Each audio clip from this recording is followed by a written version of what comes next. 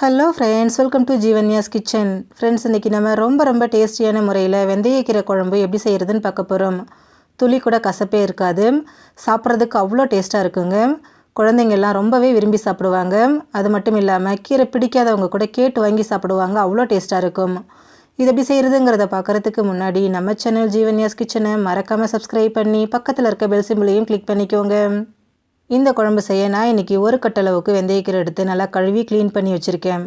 கீரை பறிக்கிறதுன்னு பார்த்தீங்கன்னா அதில் கொஞ்சம் கூட காம்பு இருக்கக்கூடாதுங்க. வெறும் இலையை மட்டும்தான் பறிக்கணும். காம்பு இருந்துச்சு அப்படின்னா குழம்புல கசப்புத்தன்மை வந்துடும். அதனால் வெறும் இலையை மட்டும் பறித்து எடுத்துருங்க. இப்போது ஸ்டவ்வில் கடாய் வச்சுட்டு அதில் 2 டேபிள் ஸ்பூன் எண்ணெய் சேர்த்துக்கோங்க. இந்த குழம்புக்கு நல்லெண்ணெய் இல்லை தேங்காய் எண்ணெய் ரொம்ப டேஸ்ட்டாக இருக்குங்க. நான் இன்றைக்கி தேங்காய் எண்ணெய் சேர்த்துருக்குறேன். எண்ணெய் காஞ்சதும் இதில் 1/2 டீஸ்பூன் கடுகு, 1/4 டீஸ்பூன் வெந்தயம், 1/4 டீஸ்பூன் சீரகம், ஒரு 10-12 மிளகு, 1/4 டீஸ்பூன் பெருங்காயத்தூள் சேர்த்துக்கோங்க. சேர்த்துட்டு இது எல்லாத்தையும் நல்லா பொரிய விட்டுருங்க. தாளிதம் பொரிஞ்சதும் இது கூட ஒரு 10-12 சின்ன வெங்காயத்தை நல்லா பொடியை நறுக்கி வச்சுருக்கேன், அதை சேர்த்துக்கிறேன். சின்ன வெங்காயம் தாங்க ரொம்ப டேஸ்ட்டாக இருக்கும். ஒருவேளை சின்ன வெங்காயம் இல்லைன்னா மீடியம் சைஸில் ஒரு பெரிய வெங்காயம் சேர்த்துக்கோங்க. கூடவே ஒரு 10 பல் பூண்டு பொடியை நறுக்கினது, கொஞ்சமாக ஃப்ரெஷ்ஷான கருவேப்பிலையும் சேர்த்துருங்க. சேர்த்துட்டு பூண்டோட பச்சை வாசனை முழுமையாக போயிட்டு வெங்காயம் நல்லா சாஃப்டாகி வரணும். அது வரைக்கும் இதை நல்லா வதக்கி விடுங்க. பாருங்கள், வெங்காயம் நல்லா சாஃப்டாக வதங்கி வந்திருக்கு. இந்த அளவுக்கு வதங்கினதுக்கப்புறமா இது கூட 1/4 டீஸ்பூன் மஞ்சள் தூள், குழம்புக்கு தேவையான அளவு உப்பு, நான் 1 டீஸ்பூன் உப்பு சேர்த்துக்கிறேன். சேர்த்துட்டு திரும்பவும் ஒரு தடவை இதை நல்லா இந்த மாதிரி கலந்து விட்டுருங்க. எல்லாமே நல்லா ஒன்று சேர்ந்து வந்ததுக்கப்புறமா இது கூட மீடியம் சைஸில் நல்லா பழுத்த தக்காளியாக ஒரு தக்காளியை கட் பண்ணி சேர்த்துருங்க.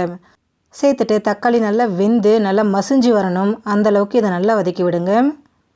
பாருங்கள், தக்காளி நல்லா குழைவாக வதங்கி வந்திருக்கு. இந்த அளவுக்கு வதங்கினதுக்கப்புறமா இதில் நம்ம கீரை சேர்த்துக்கலாம்.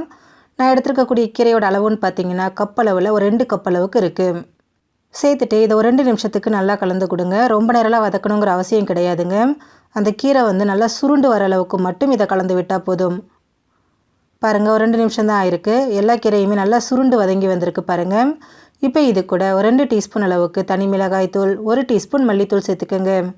சேர்த்துட்டு ஸ்டவ்வை லோ ஃப்ளேமில் வச்சுட்டு திரும்பவும் இதை நல்லா கலந்து விடுங்க. நம்ம சேர்த்துருக்கக்கூடிய அந்த மசாலாவோட பச்சை வாசனை முழுமையாக போகணும். பாருங்கள், நம்ம சேர்த்த மிளகாய் தூள் மல்லித்தூள் எல்லாமே நல்லா வெந்து ஒன்று சேர்ந்து வந்திருக்கு.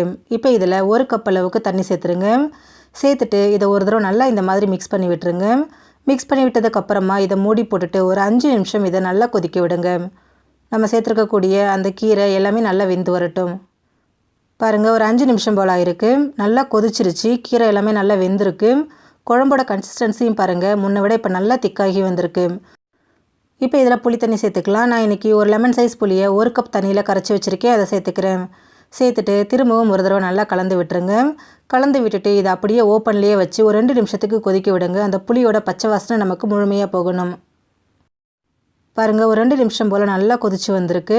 அந்த பச்சை வாசனை எல்லாமே முழுமையாக போயிட்டு குழம்பும் ஓரளவுக்கு நல்லா திக்காகி வந்திருக்கு.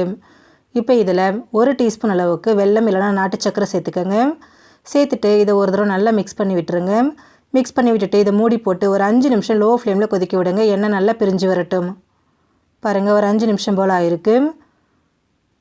எண்ணெய் நல்லா பிரிஞ்சு வந்திருக்கு பாருங்கள். குழம்போட கன்சிஸ்டன்சியும் பாருங்கள் ரொம்ப பர்ஃபெக்டாக இருக்குது.